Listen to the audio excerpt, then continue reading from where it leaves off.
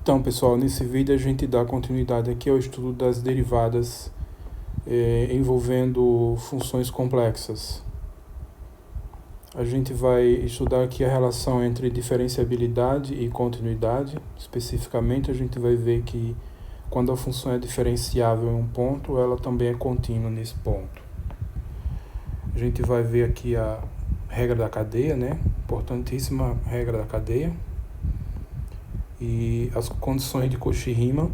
A gente dá início ao estudo das condições de Cauchy-Riemann aqui com o que eu estou chamando de condições necessárias de Cauchy-Riemann. Ilustrado com exemplo também e conteúdo do capítulo 2 do livro. Então, a gente começa com esse teorema que estabelece a relação entre diferenciabilidade e continuidade. Então, o teorema diz o seguinte: se uma função, aqui uma função complexa, é derivável em um ponto z0, então ela é contínua nesse ponto. Então, é a mesma propriedade válida para funções reais, né? Quando a função é derivável em um ponto, então ela é contínua nesse ponto. Então, uma função que é descontínua, não tem como ela ser derivável. Bom, a prova aqui é essencialmente a mesma prova feita para funções de uma variável, né, como se estuda no cálculo 1. Então, a gente quer provar que a função é contínua. Sabendo que ela é derivável, a gente tem como hipótese que a função é derivável e vamos provar que ela é contínua nesse ponto, derivável no ponto. Então, provar que ela é contínua significa provar, por definição, que esse limite aqui, limite de f de z, quando z tende a z0, é f de 0. Essa é a definição de continuidade. Mas provar esse limite equivale a provar isso aqui. Então, limite de f de z menos f de z0, aqui entre parênteses, esse limite aqui que está dessa expressão entre parênteses, quando z tende a z0, é igual a 0. Provar essa igualdade é equivalente a provar essa daqui. Limite de f de z menos f de z0, quando z tende a z0, é 0. Então, é isso que a gente vai provar. Provando isso, fica provado esse limite e, por definição, provado que a função é contínua no z0. Antes, uma observação, que o incremento ΔZ é um ponto genérico, z menos z0, né? Daqui a gente tem, claro que se z tende a z0, então essa diferença tende a 0. Então, z tende a z0 somente se o incremento tende a 0. Então, o limite de f de z menos f de z0 quando z tende a z0 é a mesma coisa que o limite de ΔZ tender a 0, né, quando ΔZ tende a 0, dessa expressão aqui. Então, o que foi feito aqui? Com f de z0 só repetiu. Z foi substituído por isso. Por quê? Então, do incremento, a gente tem isso aqui, ó. ΔZ é z menos z0. Então, se eu quero o z, então é só isolar aqui. O z vai ser o z0 mais o ΔZ. Então, o ponto z, que estava aqui, foi substituído por z mais ΔZ. Ok? Então, essa expressão continua aqui, simplesmente com esse detalhe que o z é o z0 mais ΔZ. E aqui foi feito um artifício de multiplicar e dividir por ΔZ. Então, ΔZ sobre ΔZ dá 1. Então, não foi feito nada aqui, uma espécie de truque, né? ΔZ dividido por ΔZ dividido por ΔZ, você simplifica aqui, dá a mesma coisa. Agora, por que a gente faz isso? Porque eu quero que apareça, tem que envolver a derivada da função no ponto. E a derivada da função no ponto envolve esse quociente aqui, o quociente de Newton. Então, é um truque, mas não é um truque sem nenhuma razão. Tem uma razão bem clara. Então, esse limite que a gente quer calcular é igual a esse limite. Observe também que isso daqui é possível porque sempre o ΔZ tende a 0, mas é limite, né? Como é limite, o ΔZ tende a 0, ele nunca é igual a 0. Então, esses números que aparecem aqui são realmente diferentes de 0. Então, ΔZ sobre ΔZ dá 1, não é uma indeterminação 0 sobre 0. Porque eu não vou fazer ΔZ igual a 0, vou fazer ele tender a 0. E aí, o limite de ΔZ Claro, ΔZ tende a zero, então esse limite aqui é zero. E esse outro limite, ele existe porque é a hipótese da derivada, f' de z0. Então, isso aqui é um produto, e eu vou envolver o limite desse produto. Então, cada um dos fatores tem um limite. Esse limite aqui desse fator é a derivada no z0. Esse outro limite aqui é zero. Então, isso aqui é o limite de um produto, pela regra de limite, né? Limite de um produto, quando cada um dos fatores tem limite, então é o produto dos limites. Então, o limite do quociente de Newton aqui, vezes o limite de ΔZ.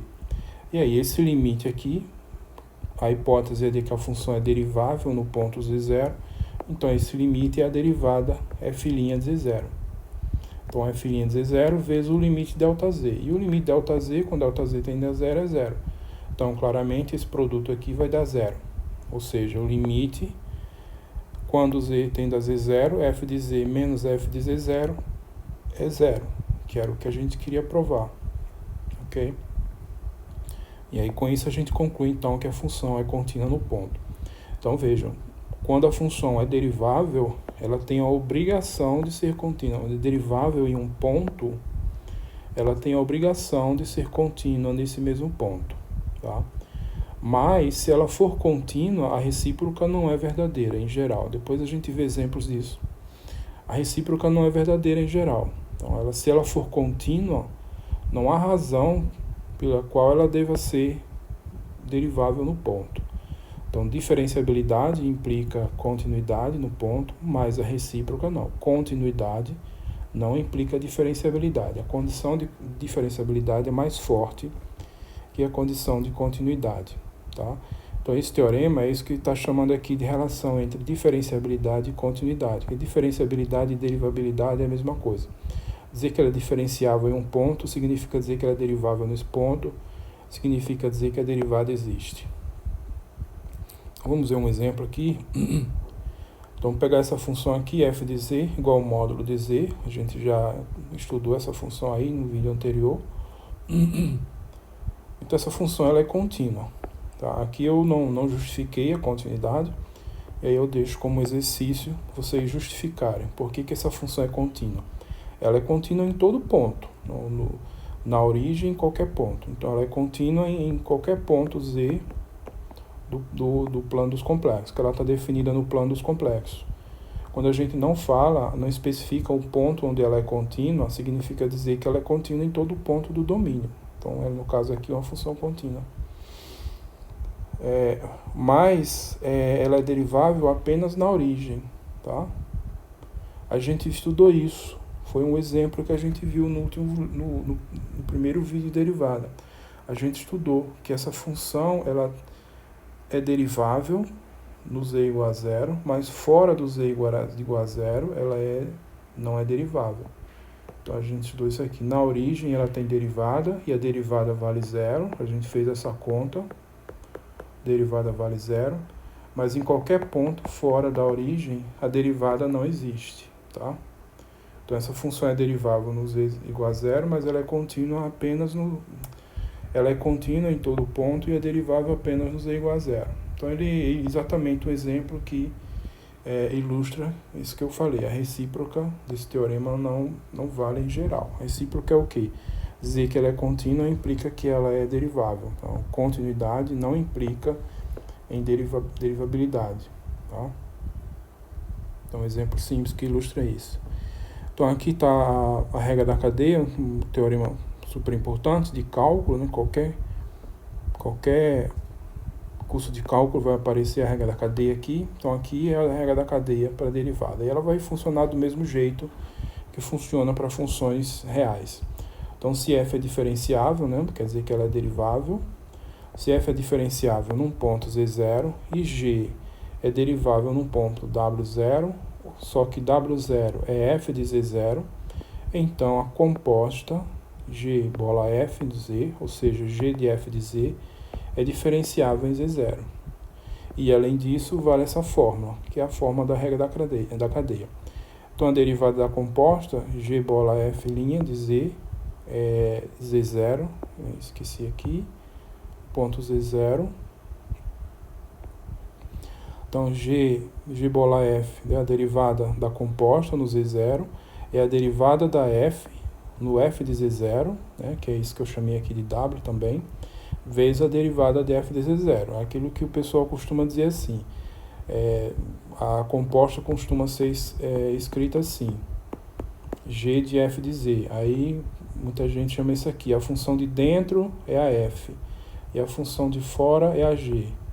Aí a regra da cadeia diz que a derivada aqui da composta é a derivada da de fora vezes a de dentro.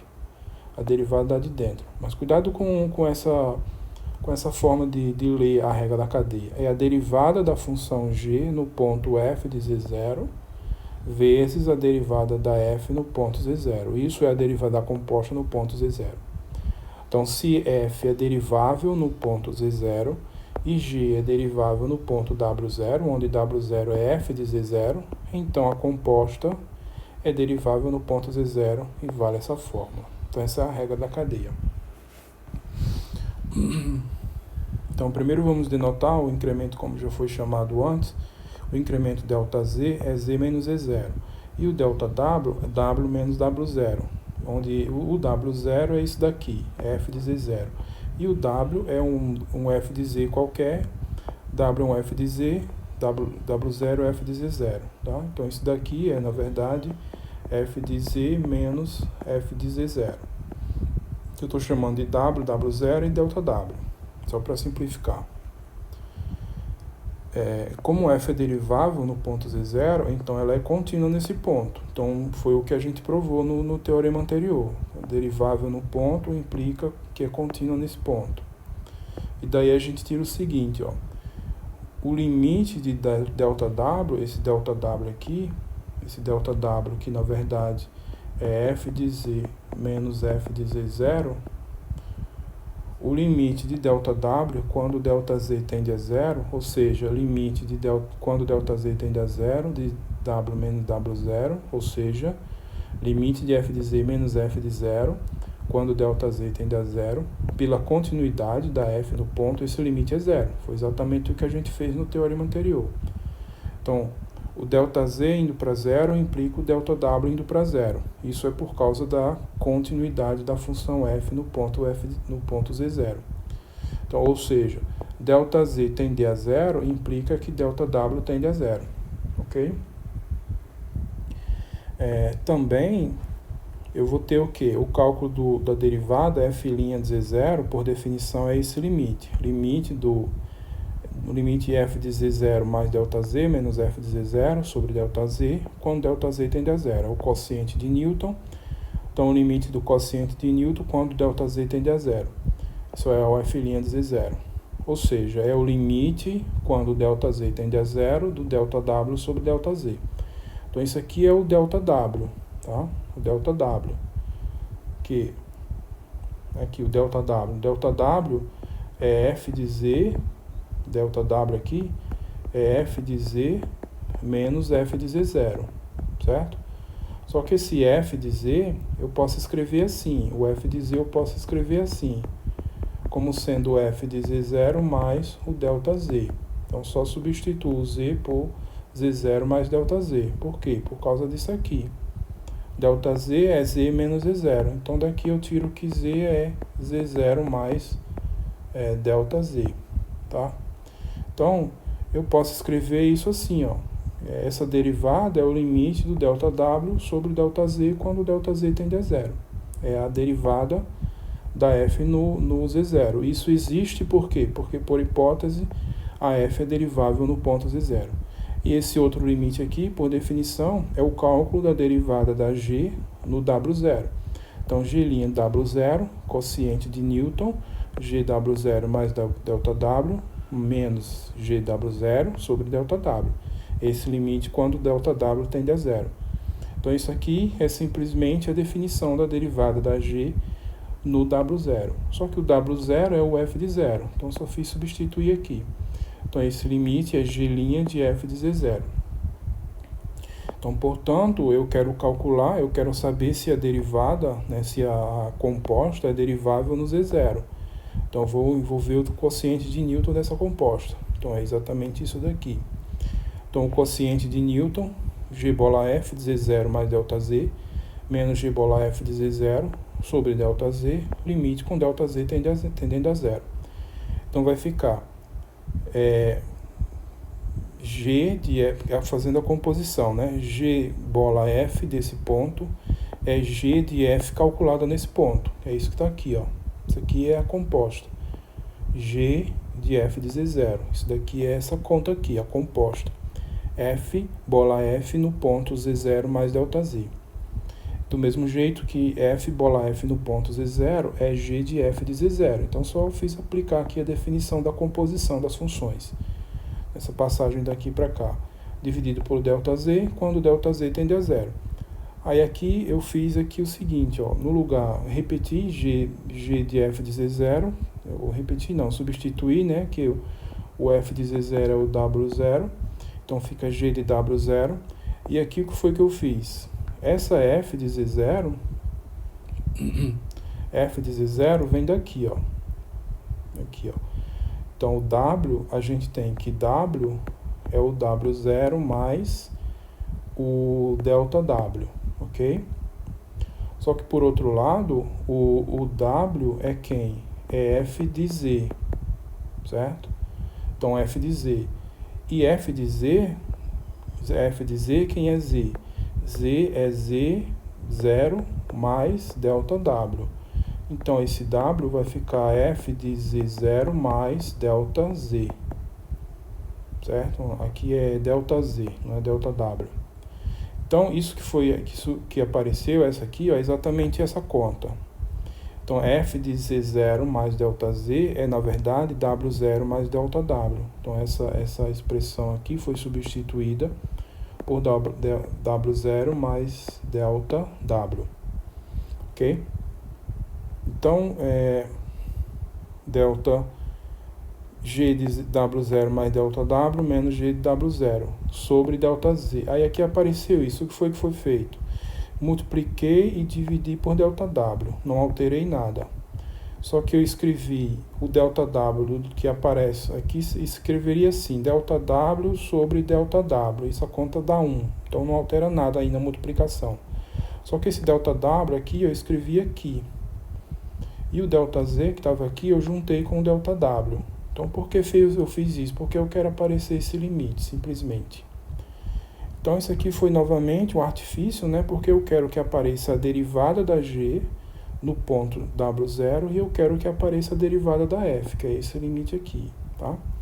Então o limite da ΔZ tendendo a zero dessa expressão toda. E aí virou novamente um produto, ó. Então esse aqui é o fator e esse aqui é o segundo fator. Esse segundo fator, quando o ΔZ tende a zero, a gente já sabe que o limite dele existe, que é a derivada. Então esse segundo fator aqui, ele tende, quando o z tende a ΔZ tende a zero, para a derivada da F no ponto. E esse outro aqui, em princípio, tem um problema, porque aqui é ΔW e aqui é o ΔZ.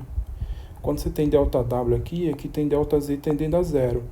Só que foi observado aqui o seguinte, ó, se o ΔZ tende a zero, então o ΔW também tende a zero. Então esse limite desse fator com ΔZ tendendo a zero é a mesma coisa que o limite desse fator com ΔW tendendo a zero, porque isso daqui vai implicar em ΔW tender a zero, tá? Mas eu ainda escrevi assim, né? Vai ser o limite desse fator vezes esse limite desse daqui, tá? Aí aqui eu vou substituir no lugar de ΔZ, ΔW agora. Então, limite com ΔW tendendo a zero desse fator, desse quociente de Newton, vezes, isso daqui agora foi substituído, que é a derivada da F no Z0, estava aqui, ó, já. E esse segundo limite é, na verdade, ele existe também, e é, na verdade, a derivada da F no W0. Então, veja, foi necessário essa implicação aqui para poder eu fazer essa passagem. Trocar aqui, ao invés de fazer ΔZ tendendo a zero, vou fazer ΔW tendendo a zero. E um ponto fundamental aqui foi a continuidade da F no ponto Z0. Já que ela é derivável, ela é contínua e eu vou poder fazer isso daqui. Portanto, agora eu já tenho tudo. Ó. Esse limite aqui, por definição, é a derivada da f no W0, e esse outro aqui já foi substituído, então eu repito. Então a gente conclui o seguinte, ó, que a composta é derivável nesse ponto, por quê? Porque todos os limites existem. Dizer que ela é derivável significa dizer que esses limites existem. E esses limites existem porque cada fator que aparece aqui tem limite. Então o limite existe. Então essa função é derivável no Z0 e vale, além disso a gente chegou aqui, ó, a derivada dela, que é exatamente esse limite que a gente estava calculando aqui o tempo todo. Então a derivada dela é derivada da f no W0, mas quem é o W0 é f de Z0, vezes a derivada da f no... aqui tá errado, aqui é Z0. É Z0.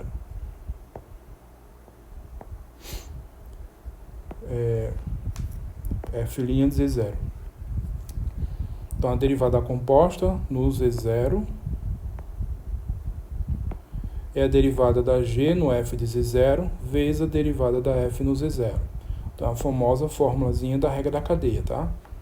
E aqui eu só coloquei aqui essa observação, que foi essa conta que eu expliquei, essa passagem daqui para cá. Tá? Então eu fiz essa observação aqui. Então aí com isso a gente provou o teorema aqui, que é a regra da cadeia para funções de variáveis complexas. Então, em princípio, não tem muita dificuldade, porque a regra da cadeia vai funcionar do mesmo jeito que funciona como vocês aprenderam no cálculo 1. Então, quem tiver dificuldade com a regra da cadeia aqui com funções complexas é porque provavelmente tem dificuldade ainda com a regra da cadeia de funções aí que aprendeu no cálculo 1. Já ainda está carregando essa dificuldade. Bom, agora aqui uma coisa importante, que são as famosas condições de Cauchy-Riemann, ou equações de Cauchy-Riemann. Então esse teorema aqui, essas condições vão ser quebradas em duas. Então a primeira é esse teorema, que é chamado as condições necessárias de Cauchy-Riemann, e eu vou ter um outro teorema que vão ser as condições suficientes de Cauchy-Riemann. Então seja f uma função aqui, quando eu substituo a variável z na sua forma algébrica, x mais yi, genérica. Então seja f de z, f de x mais yi. Então lembre-se, quando a gente faz isso, a gente pode obter uma função u, que é a função da parte real da função f, e uma função v, que é a função parte imaginária da função f. Então é como se estivesse dizendo que uma função complexa f é equivalente a estudar, equivalente em um certo sentido, é equivalente a estudar duas funções reais de duas variáveis reais, funções como vocês estudam no cálculo 3, no cálculo de funções a várias variáveis, especificamente aqui só duas variáveis, e z0 um ponto x0 mais y0i. Então, se a derivada da f no ponto z0 existe, então as derivadas parciais df de du, né, derivada parcial de u em relação a x, derivada parcial de u em relação a y, derivada parcial de v em relação a x e derivada parcial de v em relação a y. Então, se essas derivadas, se a f é derivável no z0, então essas derivadas parciais existem no ponto x0 e y0 e satisfazem as equações de Cauchy-Riemann. Então, as equações de Cauchy-Riemann são essas equações aqui que aparecem nesse sisteminha. A derivada parcial de u em relação a x no ponto x0 e y0, então vai ser tudo nesse ponto. Vai ser igual a derivada parcial da v em relação a y no ponto.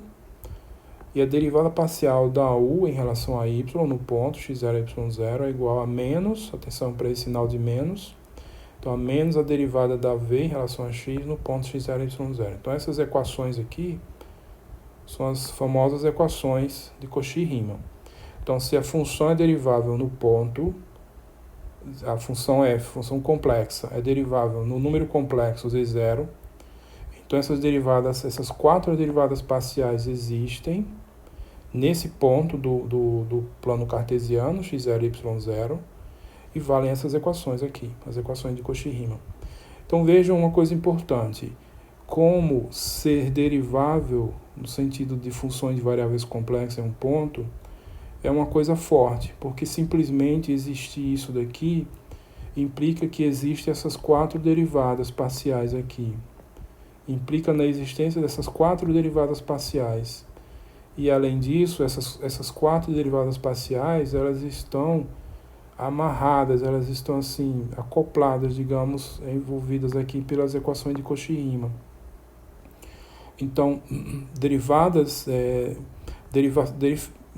derivabilidade no sentido da função de variável complexa em um ponto é uma coisa bastante forte.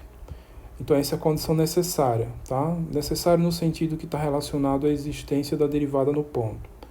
Então, para essa derivada existir, é necessário o quê? É necessário que existam essas 4 derivadas parciais e que elas satisfaçam essas equações. Por isso que a gente chama de condições necessárias.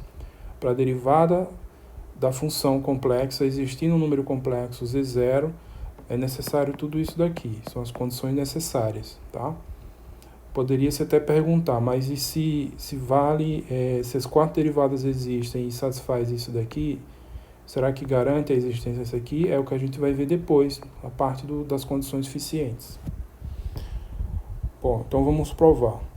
Então, como f' de Z0 existe, então esse limite aqui, f' de Z0 e a definição, esse limite aqui é a definição da derivada. Esse limite, por hipótese, existe. Eu estou dizendo que a derivada existe. Então, esse limite existe. Se ele existe, então, independente da forma como eu calculo esse limite, ele vai ter que chegar no mesmo valor, que é o valor da derivada. É uma coisa básica que a gente viu aí nas primeiras aulas de limite. Quando o limite existe, ele é único. Então, um resultado que foi visto lá para trás, aparentemente sem muita importância, mas é extremamente importante. Quando o limite existe, qualquer que for o limite, quando ele existe, ele é único. E se ele é único, independente da forma como o limite for calculado, se eu não errar nas contas, eu vou chegar sempre no mesmo valor. Se eu calcular esse limite de milhões de maneiras diferentes e não errar em nenhuma das contas, nas milhões de vezes que eu calcular das maneiras diferentes, vou ter que chegar sempre no mesmo valor. Tá? Então, isso é fundamental sobre a existência de limite. Então, como esse limite aí existe, então, independente do modo como a gente fizer o ΔZ tendendo a zero, a gente vai ter, como esse limite existe, então ele independe do modo como a gente vai se aproximar da origem, o modo como a gente vai calcular o ΔZ tender a zero aqui. Então, o ΔZ, o incremento z menos z0, substituindo aqui z por x mais y e z0 por x0 mais y0, então a mesma coisa que isso. E arrumando aqui, eu posso escrever assim, x menos x0 é a parte real do ΔZ, e a parte imaginária, y menos y0, é a parte imaginária. Então, esse aqui vai ser um ΔX, vou chamar ΔX, e esse aqui vou chamar de ΔY. Então, o ΔZ vai ser o ΔX mais ΔY vezes I. E aí vale o seguinte, o ΔZ tende a zero somente se o ΔX tende a zero e o ΔY tende a zero. Ou seja, o ponto ΔX e ΔY tende ao ponto 0, 0, a origem do plano cartesiano. Então, o número complexo ΔZ tende ao número complexo 0 se somente se esse ponto do plano cartesiano, ΔX, ΔY, tende à origem do plano cartesiano, a origem 0, 0.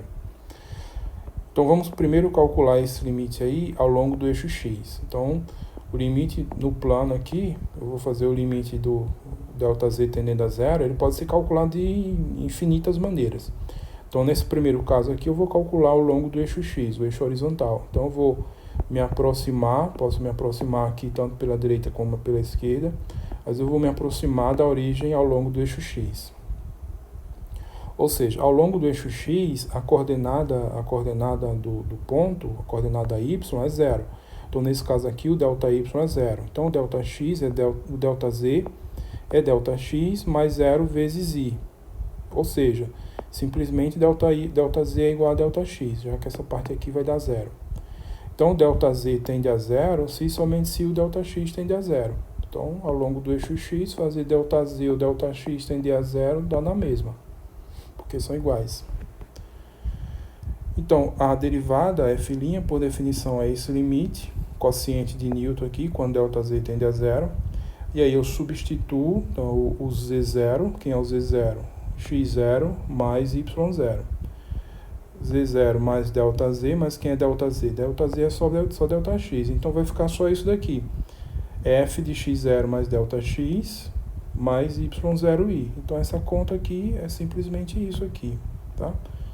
Então F nesse ponto menos F no Z0. F no Z0 é F de X0 mais Y0i, tá? E aí agora eu vou usar que a F tem as suas componentes, a componente U, parte real, a função U que é a parte real e a função V que é a parte imaginária. E aí eu vou usar essa expressão, eu vou calcular essas funções nesse ponto aqui, ó.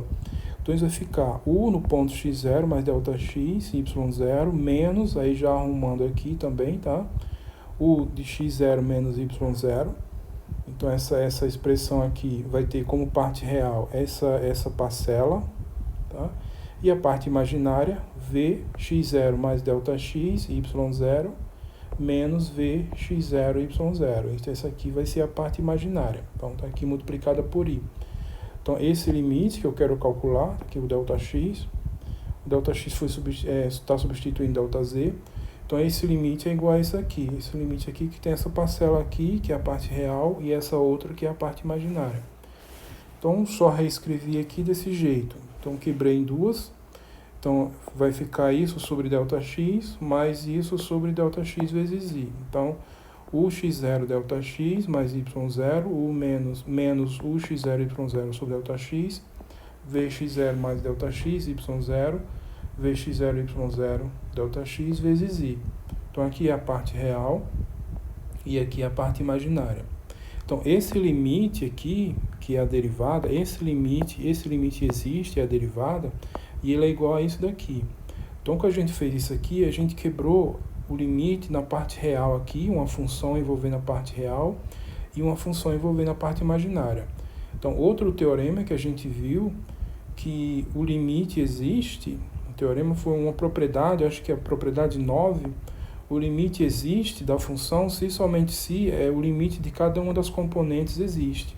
Então, o limite dessa componente aqui, que é a componente, né, a parte real, existe, né, e o limite dessa outra componente também existe, tá? Então, aqui a gente viu essa propriedade, se eu não me engano, foi a propriedade 9. Então, o limite aqui, né, fora do contexto derivado, o limite vai existir se somente se o limite dessas parcelas existirem. Só que as parcelas aqui são essas expressões. Então, eu sei que o limite existe, porque é a derivada. Então, o limite dessa parcela aqui existe e o limite dessa parcela aqui também existe, tá? E aí, ó, existe, é isso que eu estou dizendo, portanto, existem os limites. Esse limite aqui da primeira parcela vai dar a parte real, e esse outro limite da segunda parcela vai dar a parte imaginária. Então, existem os limites, que é a parte real da derivada, tá? Então, esse limite aqui, ó, ele existe. Só que esse limite aqui, por definição, aí vocês vão ter que lembrar dos estudos aí do cálculo 3, funções de várias variáveis. Esse limite, por definição, é a definição da derivada parcial da função U em relação a x no ponto x0 e y0. Então, isso aqui é a definição dessa derivada parcial, tá? E essa derivada parcial vai ser, então, a parte real da derivada da f' no z0. Então, esse limite existe, vai ser a derivada e é a parte real da derivada f' no z0. Do mesmo jeito, a parte imaginária é a outra componente aqui, ó. Exatamente, tem o i aqui. Então, a parte imaginária é f' de z0, é esse limite. Então, esse limite existe, porque é a parte imaginária. E, por definição, esse limite é a derivada parcial da v em relação a x. Então, aqui também, usando a definição de derivada parcial, que eu não estou lembrando, mas, obviamente, está sendo assumido que vocês conhecem. Ok? Então, ó, a conclusão foi essa, que a existência desses limites, que são as derivadas parciais, ou seja, a gente não tinha que concluir que as derivadas existem, ó. Se o limite f' de z0 existe, então essas derivadas parciais, du dx, dv dx, foram as primeiras, existem.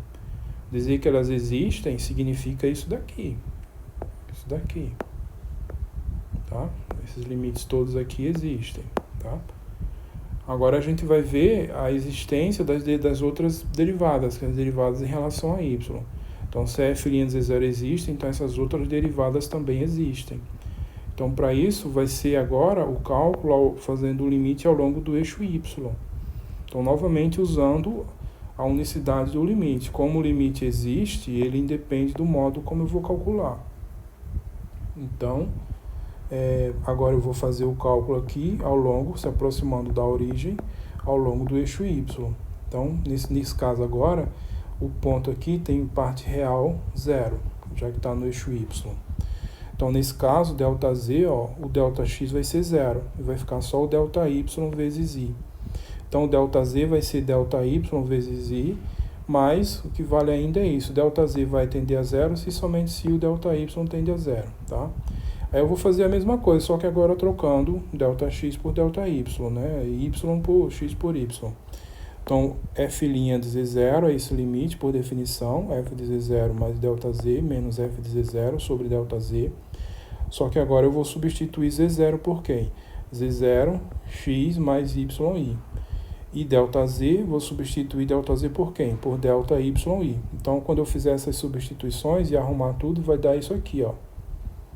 Então, a parte real, nessa expressão aqui, a parte real é só o x0, e a parte imaginária é y0 mais ΔX. F de z0 só fiz substituir o z0, tá? Então, fiz isso, no lugar de ΔZ eu coloquei quem? ΔY vezes I, porque aqui, ó, a parte real é 0, então fica só isso, ΔY vezes I. Então, no lugar de ΔZ eu vou colocar ΔYi, tá? E também, como ΔZ tende a 0, ΔZ vai tender a 0 somente se ΔY tende a 0, então já substituí esse ΔZ aqui tender a 0 por ΔY tender a 0, já que agora eu estou falando só de ΔY.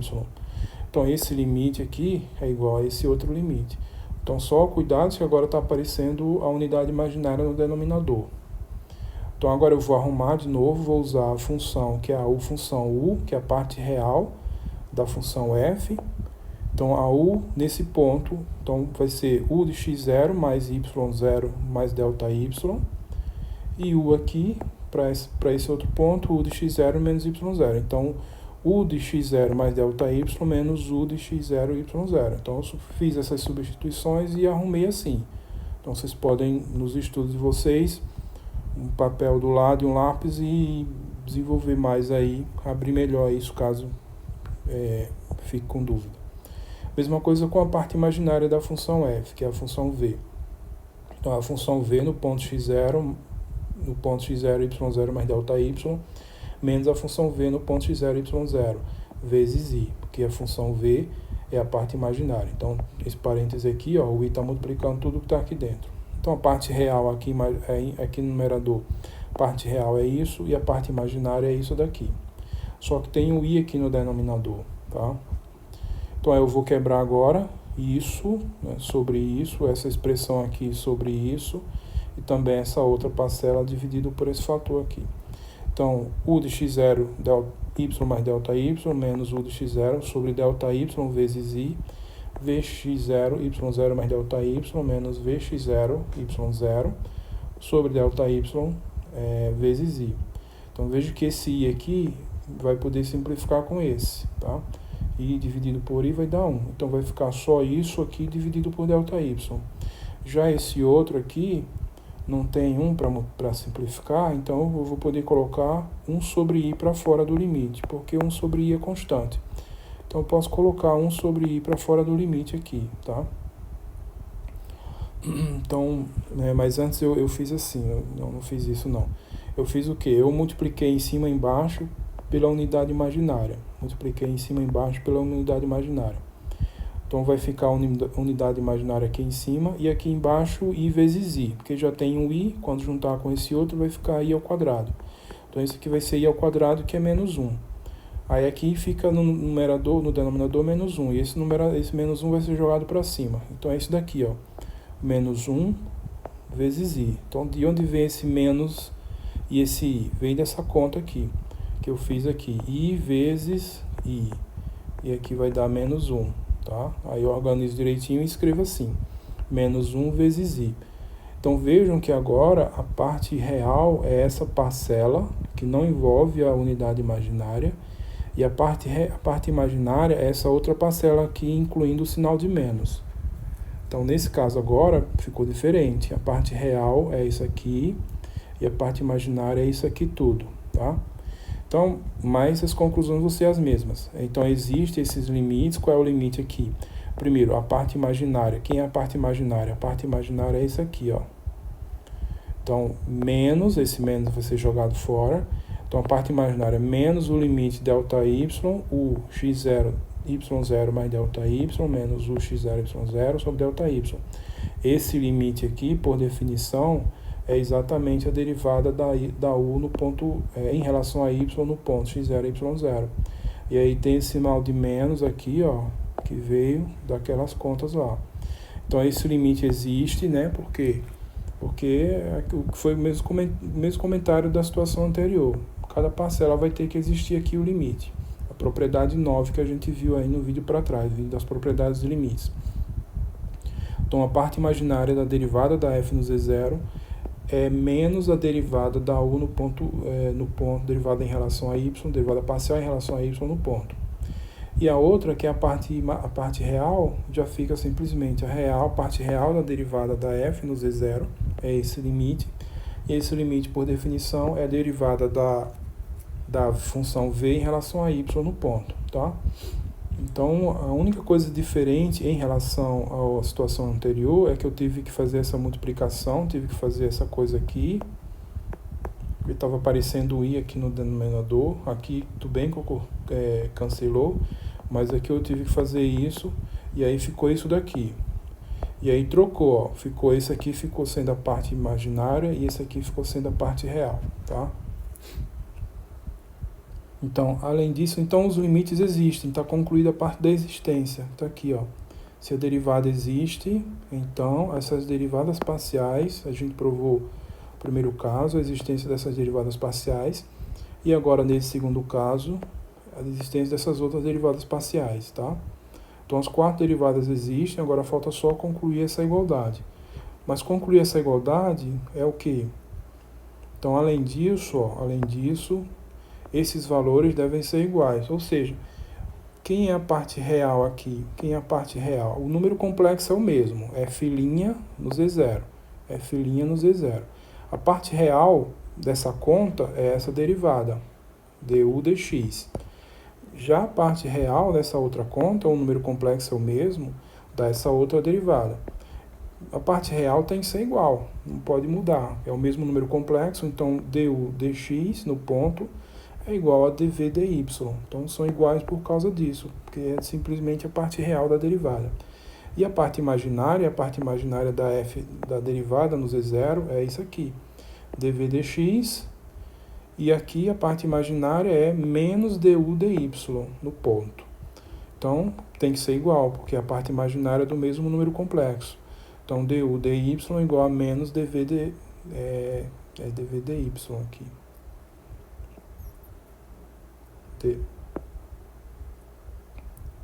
Não, é isso mesmo.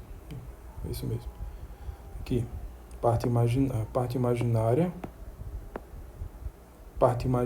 dv dx, aqui, e a parte imaginária aqui é isso. Aí, sinal de menos eu deixei aqui só para ficar simétrico aqui, né? du, derivada em relação a u. Então, du, sinal de menos, coloquei aqui, tá? Então, é assim que a gente escreve as equações de Cauchy-Riemann. Então, ficou aqui, ficaram aqui as equações de Cauchy-Riemann. Então, a gente conclui a parte necessária, né, das condições de Cauchy-Riemann. Então, são as condições de Cauchy-Riemann, parte necessária. Se a derivada existe, tem que ser essas derivadas parciais, tem que existir e tem que satisfazer essas equações. Ok? Bom, o corolário. Então, se a derivada é f', aqui é um ponto qualquer, pode ser z0. Então, se a derivada existe, então vale isso daqui. Ela pode ser calculada assim, a derivada f' de z é a derivada de u em relação a x no ponto, mais a derivada de v em relação a x no mesmo ponto, vezes i. Então, a parte imaginária, a parte real é essa, e a parte imaginária é essa. Ou, então, ou i, se você pode calcular assim também, dv dy, vai ficar aqui a parte real. Veja que trocou aqui, ó, aqui era U, aqui era X, então, du dx, agora é dv dy. Aqui é dv dx, aqui é du dy, aí trocou o sinal, tá? Então, cuidado quando for aplicar essa aqui. Essa daqui é tranquila, mas essa aqui tem essa trocazinha que tem que estar atento. Então, esse aqui é um corolário direto, então simplesmente porque a derivada é a parte real, mais a parte imaginária vezes i. Mas quem é a parte real? Fazendo o cálculo da primeira forma, vai dar isso daqui. E a parte imaginária dá isso. Já fazendo o cálculo da segunda forma, a parte real aqui é dv dy e a parte imaginária é menos du dy, tá? Foi o que foi feito aqui, ó. Parte imaginária, segunda forma, primeira forma. Então esse corolário é tranquilo. Então ele dá uma formulazinha para calcular a derivada da função complexa através dessas derivadas parciais, ok? Mas ele é tranquilo. Só tem que ter cuidado com esse caso aqui. Bom, esse exemplo aqui, que na verdade eu vou deixar como exercício para vocês tentarem resolver, né, antes do vídeo, do próximo vídeo. O próximo vídeo que eu vou falar das condições eficientes. Então, considere a função f de x, y, i, u de x, y, mais v de x, y, i. A função u, que é a parte real, a função v, que é a parte imaginária. Só que a função u, ela é dada por essa expressão, a raiz quadrada do módulo do produto x vezes y. E a função v, ela é constante igual a zero. Então, u é essa função para todo ponto do plano e v é essa função para todo ponto do plano, tá? Então, como exercício, eu vou deixar que vocês façam o seguinte. Prove que as equações de Cauchy-Riemann são válidas para essa função na origem, ou seja, valem essas igualdades aqui, ó, quando você pegar aqui o ponto a origem do sistema. Então, essas derivadas, essas 4 derivadas vão existir e vale essa igualdade, tá? Então, o exercício pede para vocês verificarem isso.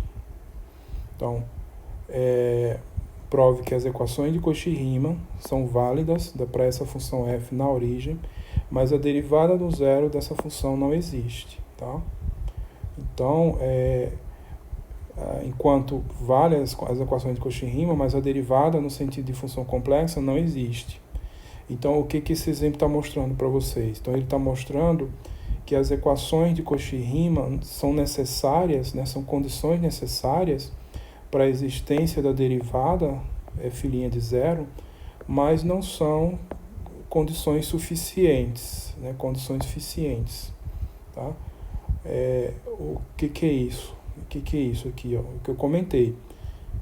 É necessário para que essa derivada aqui exista num ponto, no caso lá do exemplo é a origem, é necessário, para que essa derivada exista, é necessário que essas 4 derivadas parciais existam, tá? Aí vocês vão provar que aquelas funções lá são deriváveis na origem, derivadas parciais existem na origem e satisfazem essas equações. Então, é necessário que isso aconteça, mas não é suficiente. Quer dizer, as derivadas podem existir, as equações de Cauchy-Riemann podem ser satisfeitas, mas mesmo assim a derivada no sentido de função complexa pode não existir.